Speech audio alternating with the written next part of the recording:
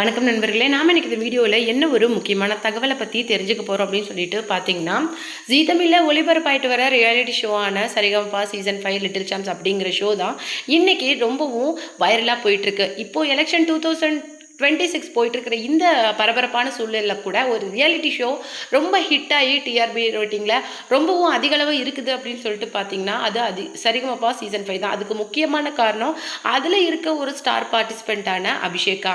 அவங்க என்ன பண்ணியிருக்காங்க அப்படின்னு சொல்லிட்டு பார்த்தீங்கன்னா, டெடிகேஷன் ரவுண்டில் லாஸ்ட் வீக் அவங்க பாடாமல் இருந்தது, அதாவது அவங்களுடைய ப்ரொமோவும் ரிலீஸ் ஆகலை, வீக்கெண்ட்லேயும் அவங்களுடைய எபிசோடு அவங்களுடைய பாடல் இடம்பெறலை அப்படிங்கிறதுனால அவங்களுடைய ஃபேன்ஸே ஜட்ஜஸை டேக் பண்ணி இந்த கேள்வியை கேட்க ஆரம்பிச்சிட்டாங்க.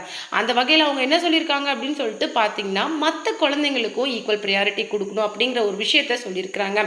இதனால் மேபி அபிஷேகாவுக்கு என்னாச்சு, இதுக்கு மேலே அவங்க பாட மாட்டாங்களா அப்படின்னு சொல்லிட்டு ஃபேன்ஸே கேட்க ஆரம்பிச்சிட்டாங்க. அதுக்கு அவங்களே ஒரு விளக்கத்தை கொடுத்துருக்குறாங்க. அதை தான் நம்ம இந்த வீடியோவில் பார்க்க போகிறோம். வீடியோக்குள்ளே போகிறதுக்கு முன்னாடி நீங்கள் நம்ம சேனலுக்கு புதியவராக இருந்தால் மறக்காமல் அரிமா சேனலை சப்ஸ்கிரைப் பண்ணி ஃபாலோ பண்ணிக்கோங்க. வாங்க வீடியோக்குள்ளே போகலாம்.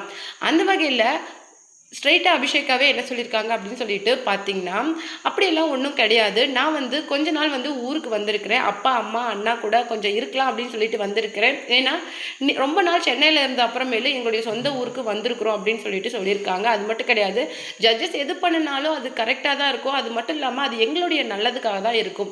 ஸ்டார்டிங்லேருந்தே எங்களுக்கு ப்ராக்டிஸ் கொடுக்கறது மட்டும் இல்லாமல் எங்களை மோட்டிவேட் பண்ணிட்டு வரவங்களும் அவங்க தான். எங்களுக்குள்ள அந்த சின்ன நம்பிக்கை அப்படிங்கிறது உடையாமல் ஹர்ட் ஆகாத இருக்கணும் அப்படிங்கிறதுக்காக நிறைய விஷயங்களை அவங்க ஆஃப் ஸ்க்ரீன் பண்ணிட்டு இருக்காங்க. அது உங்களுக்கு அதிகம் தெரியாது.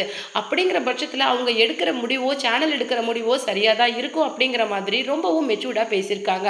இது ஏன் அப்படின்னு சொல்லிட்டு பார்த்தீங்கன்னா, டெடிகேஷன் ரவுண்டில் அபிஷேகாவோட ப்ரமோவோ பாடலோ இடம்பெறாததை பொறுத்து அவங்களுக்கு என்னாச்சு அப்படிங்கிற கொஷினோட ஜட்ஜஸை டேக் பண்ணி ஃபேன்ஸே கேட்க ஆரம்பிச்சதுனால அதுக்கு பதில் சொன்ன ஸ்ரீனிவாஸ் என்ன சொல்லியிருக்காரு அப்படின்னு சொல்லிட்டு பார்த்தீங்கன்னா, அப்படியெல்லாம் கிடையாது. மேபி மற்ற குழந்தைங்களுக்கு இன்செக்யூரிட்டி ஃபீலிங்கோ இல்லை ப்ரையாரிட்டிஸ் பண்ணுறோம் அப்படிங்கிற விஷயமோ இருக்கக்கூடாது. ஏன்னா மற்ற குழந்தைங்களும் ஈக்குவலாக சப்போர்ட் பண்ணி பாடணும் அப்படிங்கிறதுக்காக தான் நாங்கள் அபிஷேகாவோட அந்த பாடலை நெக்ஸ்ட் வீக் வச்சிருக்கிறோம் அப்படின்னு சொல்லிட்டு சொல்லியிருக்காங்க. ஏன்னா தன்னுக்குள்ளே இருக்கிற அந்த நம்பிக்கை அப்படிங்கிறது ப்ரோக் ஆகாத இருந்தால் மட்டும்தான் அவங்க டிசர்விங்கான கண்டஸ்டண்ட்டாக டைட்டில் வின்னராக ஆக முடியும். அது மட்டும் இல்லாமல் டிக்கெட் டு ஃபினாலே டாப் 5 அப்படின்னு சொல்லிட்டு ஃபைனலிஸ்ட் ஆகிறதுக்கு அவங்களுக்கு பிலீஃப் அப்படிங்கிறது வேணும். அதுக்காக தான் அபிஷேகாவோட பாடலை நெக்ஸ்ட் வீக் தள்ளி வச்சிருக்கோம் அப்படிங்கிற விஷயத்த சொல்லியிருக்கிறாங்க.